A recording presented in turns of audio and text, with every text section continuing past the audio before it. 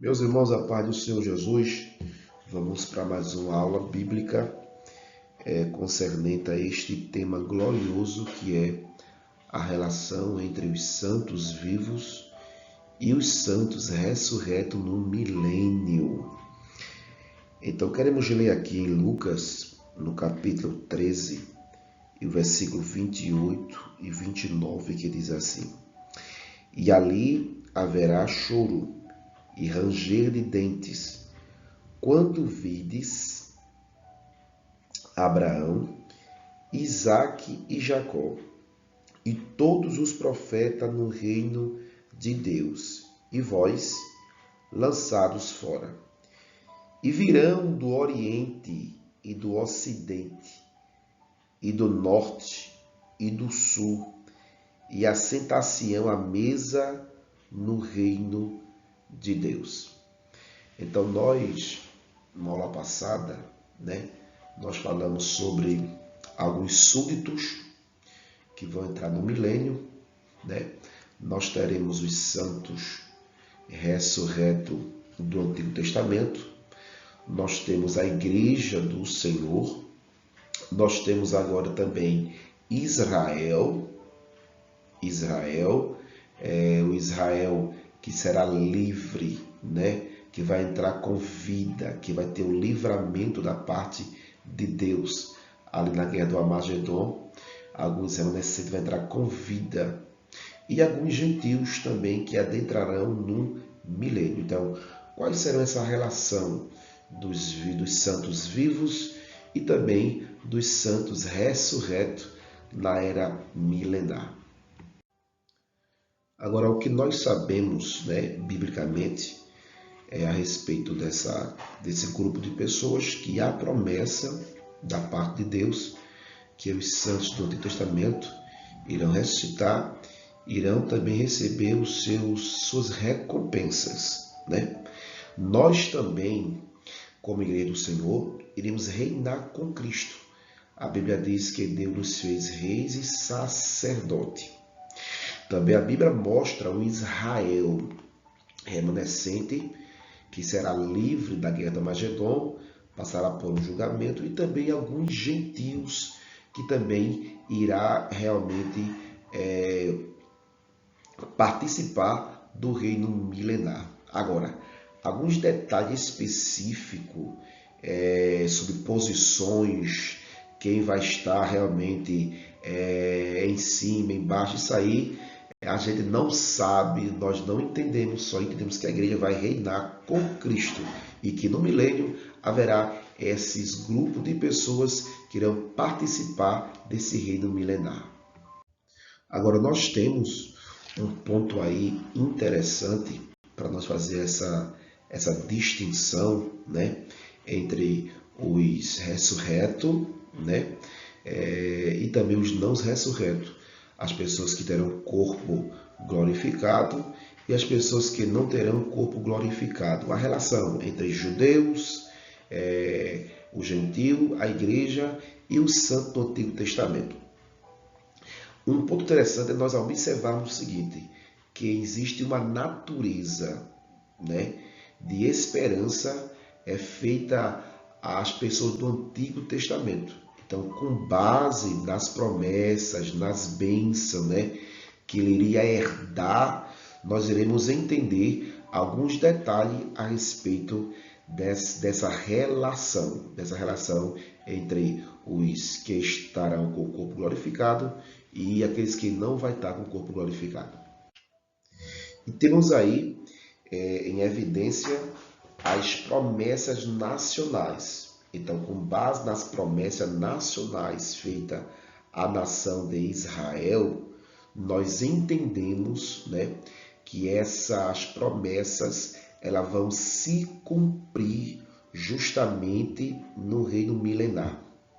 Então, observe que as promessas que Deus fez à nação de Israel, ela se baseia nas alianças, tanto eternas como incondicionais. Então Deus ele firmou, ele prometeu que a nação de Israel seria uma nação estabelecida, né, aqui nesta terra. Então, com base nas promessas nacionais, nas alianças, nós iremos ver essa relação entre a nação de Israel, o povo com o corpo não glorificado, e as pessoas com o corpo glorificado, que é a igreja e os santos do Antigo Testamento, né? Lógico, né, que quando inclui igreja, também os mártires da grande tribulação também vai entrar também aí com o corpo glorificados. Então, a primeira aliança que Deus ele faz é com Abraão, né? No que diz respeito à nação de Israel. Então, observe que Abraão prometido promessas incondicionais, promessa eterna foi feita também a Abraão. Disse que Abraão seria pai de grande multidão. Então, essa profecia vai se cumprir cabalmente na era milenar e vai se estender até os novos céus, né, e a nova terra. Eu queria ler aqui somente o versículo, Gênesis capítulo 13, e o versículo de número 14, que diz assim: Disse o Senhor a Abraão, depois que Ló se apartou dele: Levanta-te agora os teus olhos e olha desde o lugar onde estás, para a banda do norte e do sul, e do oriente e do ocidente, porque toda esta terra que ver te hei de dar, a ti e a tua semente, para sempre. Então, é para sempre, para sempre. Versículo 16: E farei a tua semente como pó da terra, de maneira que se alguém puder contar o pó da terra, também a tua semente será contada. Então, essa promessa aí que Deus fez a Abraão, ela se cumpre no reino milenar e vai se estender até a nova terra. Então, nós temos agora a segunda aliança que foi feita a Davi, conforme 2 Samuel 2, 12 e o 13, que diz assim: Quando os teus dias forem completados e vierem dormir com teus pais, então farei levantar depois de ti a tua semente, que procederá de ti, e estabelecerei o seu reino. Este edificará uma casa ao meu nome, e confirmarei o trono do seu reino para sempre. Então, observe que é para sempre que o trono de Davi seria realmente estabelecido. Mas também existe um texto bíblico, aqui Ezequiel 37, e o versículo de número 25 em diante, que diz assim: E habitarão na terra que dei ao meu servo Jacó, na qual habitavam vossos pais, e habitarão nela, eles e seus filhos, e os filhos dos seus filhos, para sempre. Davi, meu servo, será seu príncipe eternamente. E farei com ele um concerto de paz, e será um concerto perpétuo, e estabelecerei e multiplicarei, e porei o meu santuário no meio deles para sempre. Então, com base nesses versículos, nós entendemos que no milênio terá um representante que vai estar lá reinando, né, com Cristo Jesus. Então, alguns acreditam que esse representante seja o próprio Cristo que vai estar lá com eles, outros dizem que o próprio Davi ressurreto. E a argumentação que alguns fazem é que, como Cristo passou 40 dias com o corpo glorificado, conversando com o discípulo, falando a respeito do reino, então nós temos essa certeza que há uma possibilidade, né, das pessoas que estão com o corpo glorificado, o corpo ressurreto, estar realmente reinando, né, junto com pessoas com corpo naturais. Então, há uma interpretação que aplica isso aqui para Davi, literalmente. Outros dizem que é Cristo Jesus, que ele é o servo, ele é o Davi dentro desse texto aqui. Ele é o servo chamado Davi. Mas outros acreditam que seja o próprio Davi que vai estar com o príncipe ali, reinando sobre a nação de Israel, sendo representante de Jesus aqui no milênio e também na nova terra. Então, isso é uma coisa excepcional que irá acontecer justamente no milênio e também na nova terra. A outra promessa que foi feita à nação de Israel foi justamente a aliança palestina. Então, aqui em Deuteronômio 30, versículo 6, versículo 5, se você observar, diz assim, ó, e o Senhor teu Deus te trará a terra que teus pais possuíram, e a possuirás, e te fará bem, e te multiplicará mais do que os teus pais. Então, se você ler todo esse contexto aqui, desse capítulo 30, você vai perceber que Israel recebe esta promessa da parte de Deus e que vai prosperar nesta terra. Então, isso vai acontecer na era milenar. Então, Israel vai estar cultivando a terra, vai estar prosperando, vai estar se multiplicando, a ponto de Abraão ser reconhecido como realmente como pai da nação. Então, essa profecia vai se cumprir no milênio e também vai se estender até a nova terra. Então, a quarta aliança que nós temos aí é uma nova aliança. Então, essa nova aliança, Jeremias profetizou no que diz respeito à nação de Israel. Jeremias 31, do versículo 31 ao versículo de número 34. Nós vemos ali que Deus ele faz uma aliança com Israel, um novo concerto com a nação de Israel.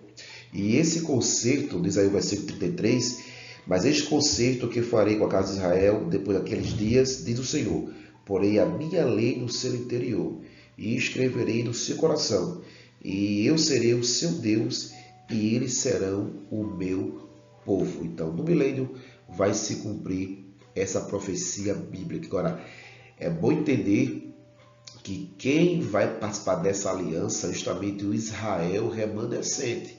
O Israel que vai se converter quando Cristo voltar em glória, no finalzinho da grande tribulação. Romanos também, no capítulo 11 de Romanos, e o versículo de número 26 e o versículo 27, nós temos aí uma confirmação dessa aliança que Deus fez com a nação de Israel.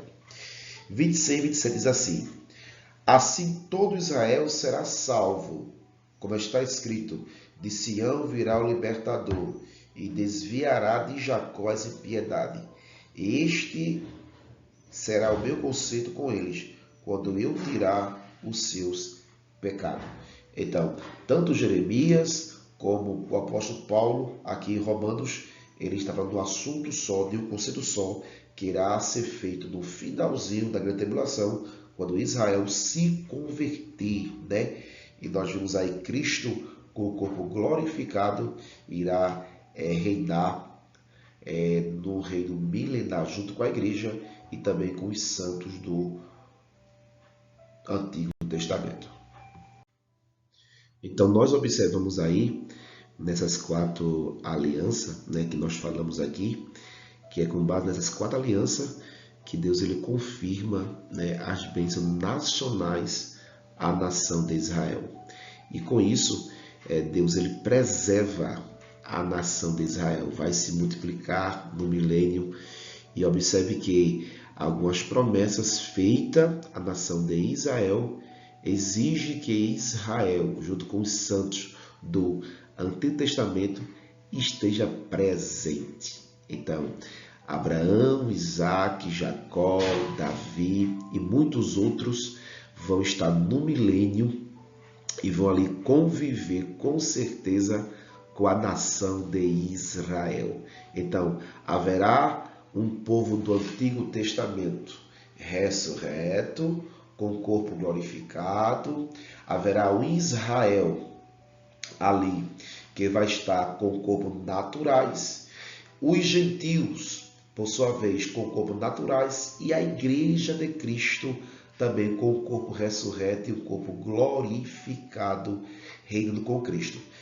A respeito, mais uma vez, a respeito das posições, quem estará fazendo tal atividade, quem vai fazer tal coisa, nós não sabemos. Nós sabemos que haverá essa relação entre os santos com o corpo glorificado e os santos com o corpo naturais, incluindo a nação de Israel e o gentio que entra no milênio. Então vamos orar a Deus e agradecer por esse momento ímpar e singular que Ele nos concede neste dia de hoje. Pai de amor, obrigado, Jesus, por tudo quanto o Senhor tem feito em nossas vidas, Jesus.